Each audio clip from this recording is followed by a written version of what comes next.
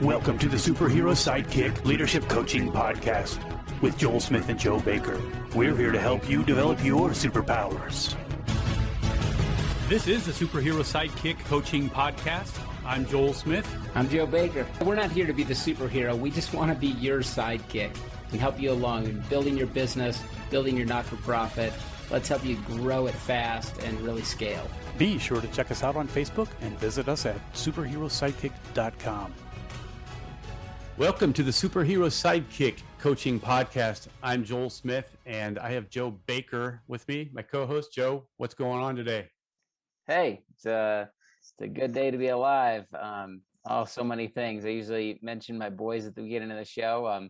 My little boy Sylvan, now we've started all this ninja warrior training for Sam and Sylvan, and Sylvan smashed his hand this week on the Ninja Warrior course, and so he got 15 stitches and he's got a cast on his arm, and so that's the normal for my journey. And the funny thing about this, Joel, is we went into the urgent care, and Sylvan's bleeding everywhere, and I said he needs some stitches, and I said, you want my information? And the urgent care was like, oh, we know who you are, Joe.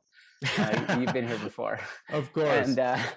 And so it's funny. I don't know them by name, but they know me by name over there at the urgent care. Now we've had so many stitches and injuries. Nice. Well, hey, for a little ninja, another scar is really cool. Just one more little notch on the body to tell a story. So, well, I'll tell you, when the casts nowadays are so strong.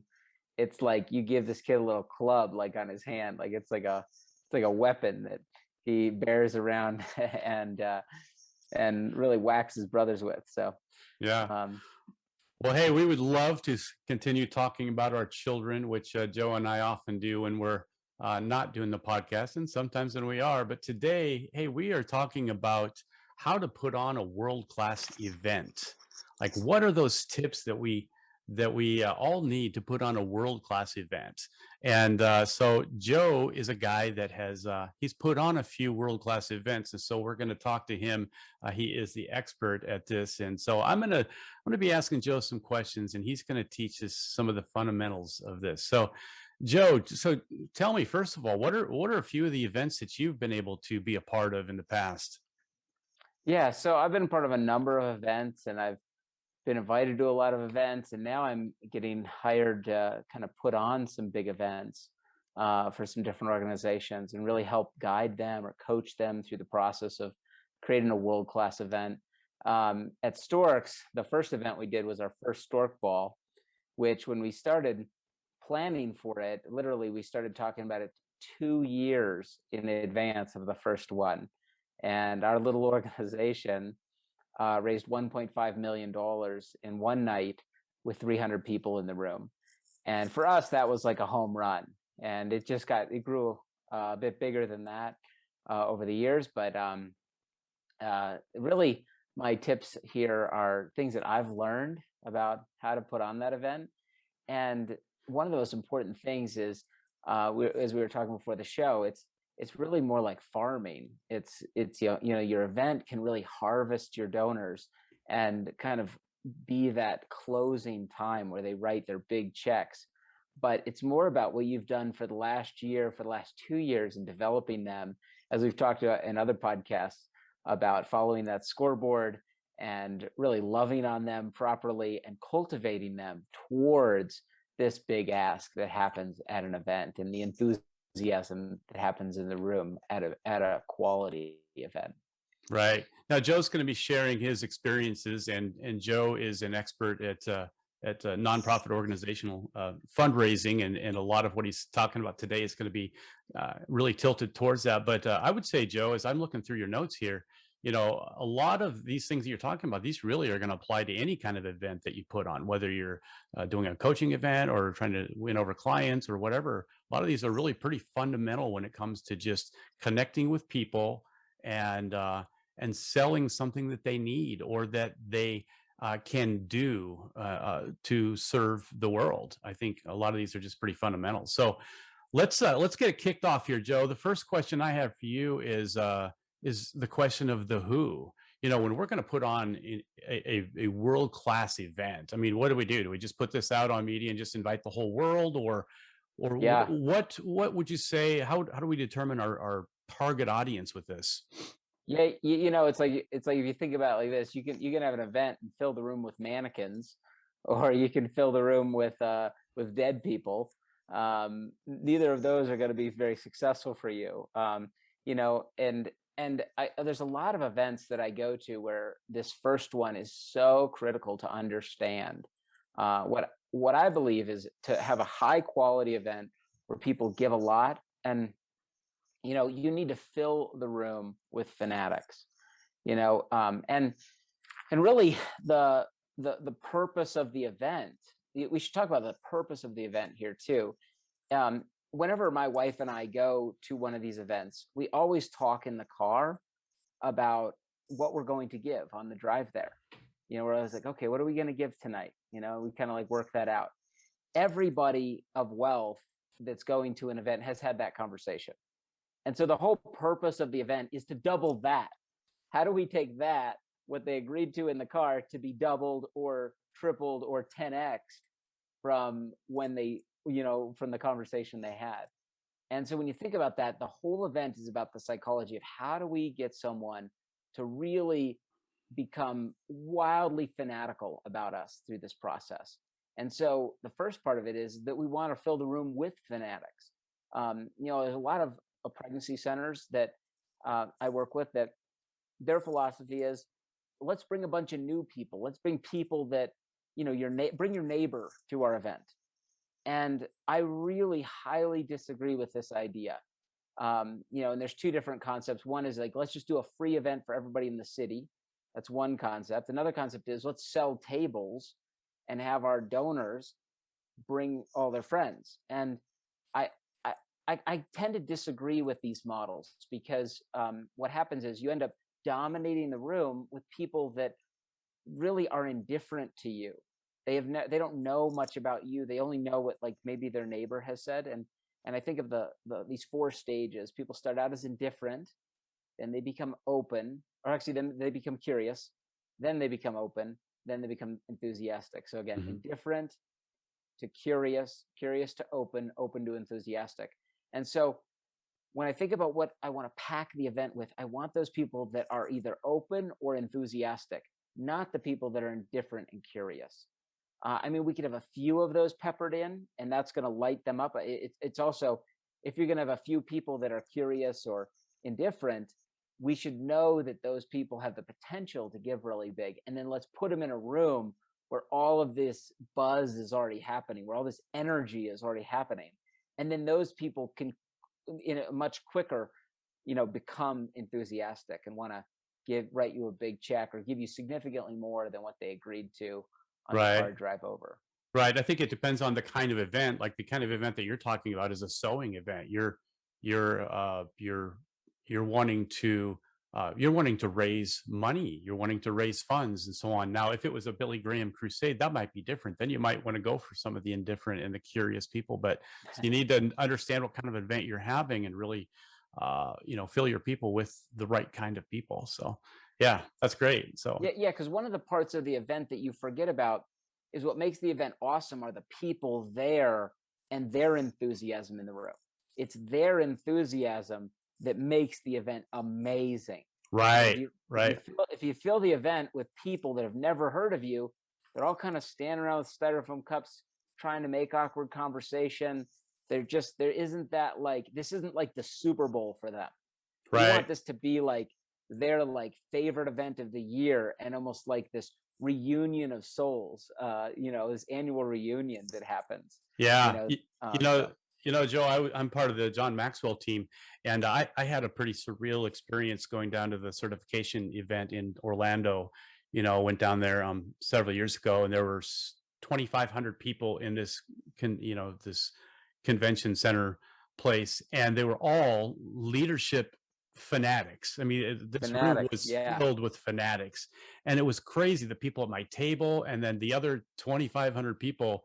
It's like I felt like I was in a room with a whole boatload of people that think just like me, you know? That's so cool. And you know, even at church, I haven't felt like that. Even in Yeah. other big events, Yep. I haven't felt like that. But so I get it. I understand what you're saying about the whole And, fanatical and thing. you know that John Maxwell course, what did that cost to go to that event? Was that the $5,000 one? Yeah, like 6 grand. Yep. $6,000. All right. So think about that. So that costs $6,000 to go to, you know. So one of the things is, if you want to have an event full of fanatics, you don't want to make it easy to get to. You want to make it hard to get to. Right. And so at our events, like, I mean, no one had ever done this in the pro-life movement before, but like we charge $500 a ticket. We said you have to rent a tuxedo, you know, it's like a black tie event, you know, which makes it harder. Then we put it in like the worst location in the world, which is Washington, D.C., at the worst time of the year in January. And then we put it at the Trump Hotel, you know, so it's like there's all these obstacles in the way. And that really refines out the guy that's like, oh, I think I'll just go check that out and get a free, you know, dinner. You Right. know, you know, you don't want your event to be super easy to get to. You actually want it to be kind of hard to get to. Yeah, yeah, that's true. That's a good point. It's just kind of like coaching, you know, when you and I coach people for free, people don't really put much into it. But when you charge money, they will follow through because they're paying for it. They're paying for it, and they want to see a great result. And the same thing with this, if it's a fundraising or whatever it is, people want to see a great result. They want to see you or the organization fulfill what they say they're going to do. They want to see that organization go out and change the world somehow, and they're willing to give money towards something that great. But it needs to be that great, which leads us to our next part here, Joe. So Yeah. I know I've heard you talk about how when we have events or when we do something, we need to do it really, really well. We need to blow the doors off, and we need to Yeah. go that extra mile. So talk about that a little bit. Yeah. And so from the big things to the little things, we want to blow the doors off. So we, at our events, we charge $500 a plate, and we made sure to spend that money. We produced a high quality production. You know, we went out and got a great company to do all of our, you know, LCD screens and stage and backdrop. And then we also really invested in the communicators at the event. Like we'd have A-list speakers. Here's a list of some of the speakers we'd have at our events. We had Nick Vujicic, Bruce Wilkinson, Dr. Dobson. Actually, we had the Vice President of the United States, Mike Pence, speak at our event. Kirk Cameron, Bob Lentz, Eric Metaxas.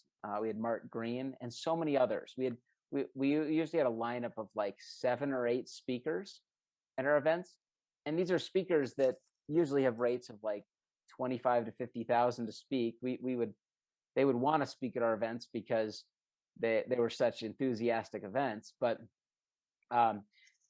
we would pay them, and then we would just give them a 7 to 10 minute spot.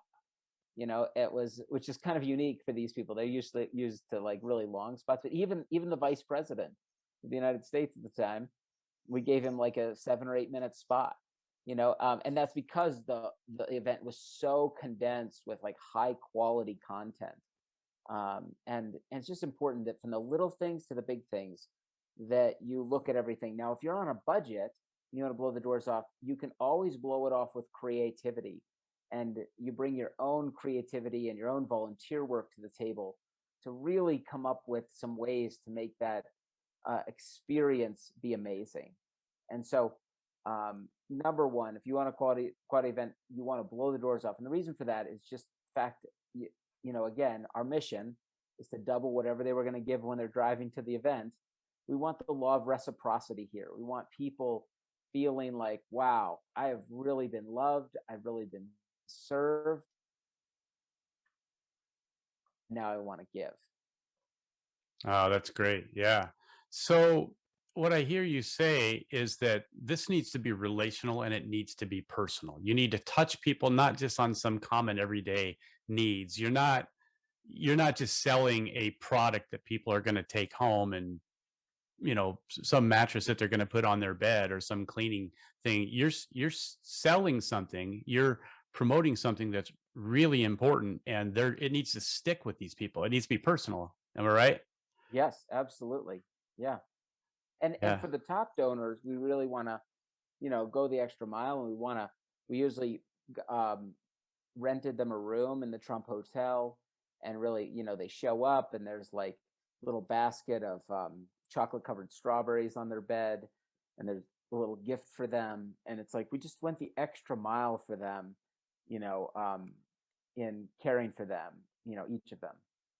Yeah, yeah, and I see another point that you said here is, to remove the obstacles. So I'm guessing what you're saying is there's a lot of reasons why people maybe wouldn't go to an event, and so the whole idea is let's remove as many of those as we can. Well, in some ways, so remember, we also want to create a bunch of obstacles to get to fanatics, Hmm. but then there's other obstacles we want to remove. Right. And one of those ones that we found is if you're asking people to fly across the country and you want them, to stay at the Trump Hotel and all that, most people, like I do, I have a young family. That would be impossible for me if I was a person of wealth. Except that at the Stork Ball, we offered childcare.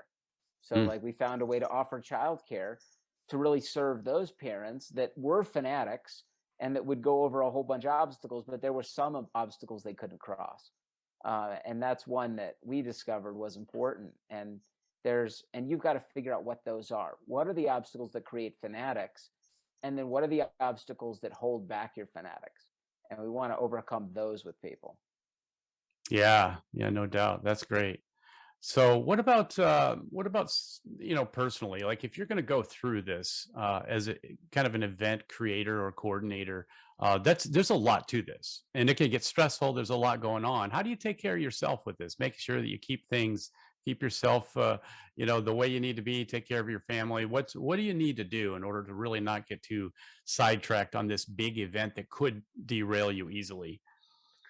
Well, first of all, like when you're actually at the event, you needed to put leadership in place where you're not running the event, where you're really free to kind of be there as almost like the bride at a wedding, where you don't want to be doing the business of the event. You want to be with the people, which is a big part of your event, is that time before the event, the time after the event, your VIP time, like the backstage time. Like you want to be very present with everyone, and that's going to require that you're not super stressed out. It's going to require that you didn't stay up till 3 a.m. the day before getting things ready.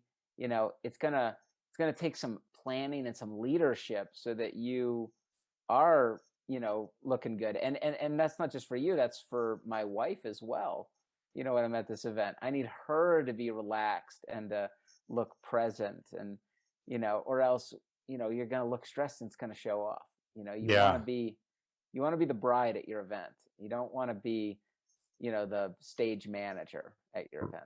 Right. Yeah. And I've seen a lot of people organize events, and come time for the event, they're just spent, and they Right. look like death warmed over, and they just can't wait to get past it. And what you're saying is, hey, there is a way to plan this. There is a way to delegate and empower people, and have a great plan of action, and put some systems in place, and really just maybe hire experts that do what they do really, really well, so that you don't have to stress about it. So yeah, that's great. I like that. Um, all right. So Joe, what else we need to talk about as far as this? I know we got another show we're going to do as well. We're going to talk really talking about kind of landing the plane a little bit, but I know I know one of your big things is just that when we hold an event, it really needs to be about them. You need to put their needs first, and you need to know their name. You need to target the influencers, and really make it about them, in the service of them. And so maybe tell us a little bit about that, as far as maybe what are Yeah. some tips and tricks we can So do. you want the whole event to feel very much like a family event. Hmm. All these people are buzzing. They're your fanatics. You want them interacting with each other. When you have these billionaires or multimillionaires sitting at the same table talking about your organization, that's increasing what you're going to raise. It's also giving them a lot more excitement and energy for you. Your reputation is getting built up in the room. All that's happening, and so it's So you want like really high quality name tags for everybody so you can inspire conversation around the room. You want to give everybody some time to do that. It's usually important to have some VIP time. And then it's also important that you meet everybody in the room. It's kind of, it's you don't want to let anybody out of the room. If you're the CEO or the founder, you want every single person to shake your hand, and to personally thank them. And you want to go table by table. And so one of the tricks to that is you need a handler.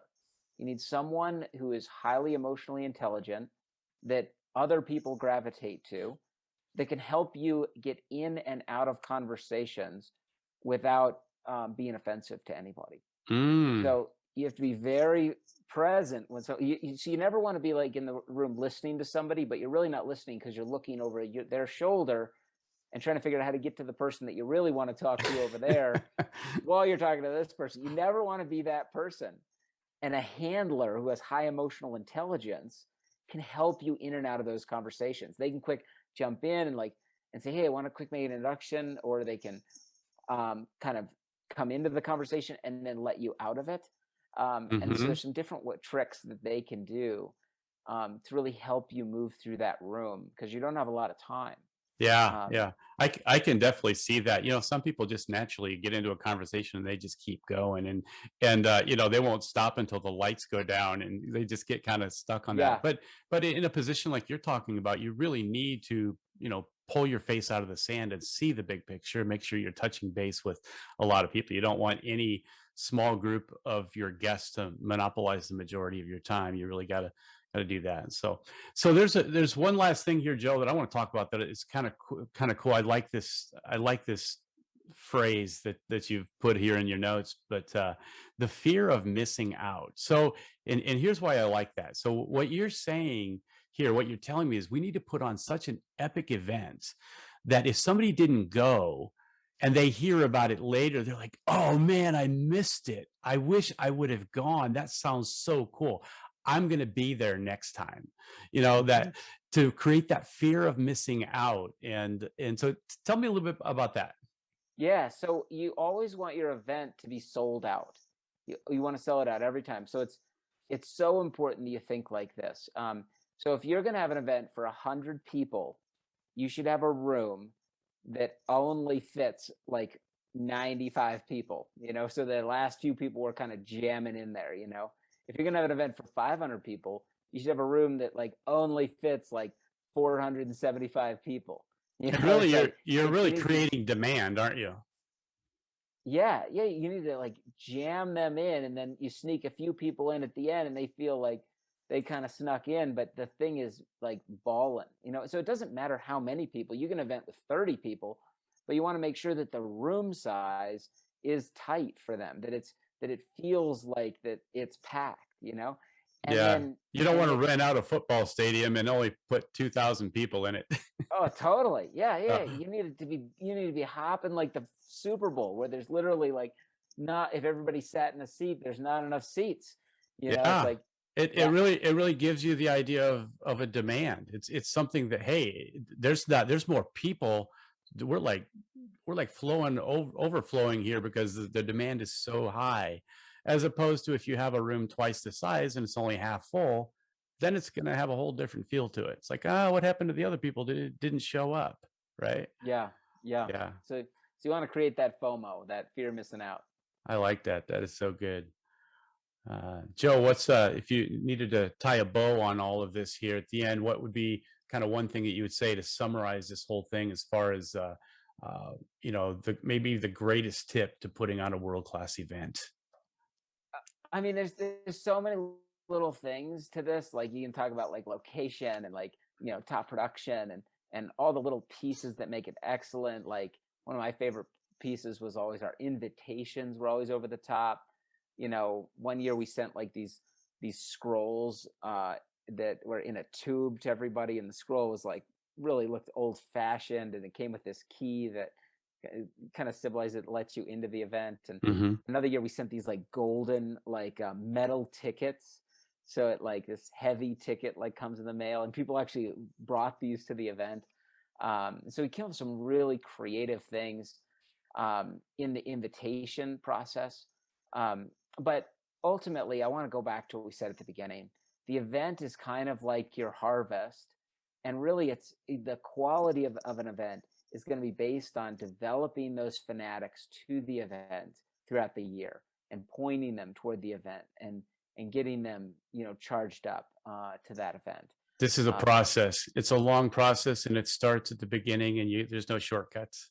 Yeah, and because it's not just like you can have a world-class event, and if you have a bunch of mannequins in there, it's not going to raise any money. You have to have people in there that are just diehards for your ministry. And if you follow some of these things that we talked about here, and then in the next session I want to talk about, like the ask, if you follow these concepts, these people will come to the event thinking they're going to give one amount of money, and at the end of the event they'll say, okay, we're gonna double that, we're gonna triple that, and that's what brings in big dollars. Excellent. All right. Well, hey, for those of you out there that are really interested in this and really getting a lot out of this, our next episode will be about the big ask, and Joe's going to give us some tips and tricks on how to really close the deals. So, hey, Joe, where can people go to learn more about your services and how they might want to find out more about your fundraising expertise? Yeah, just come to superherosidekick.com. Or just Google Superhero Sidekick, or check out. I mean, you're already on the podcast, so. But we're on Facebook. We're still got a lot of work to do to be awesome at Facebook.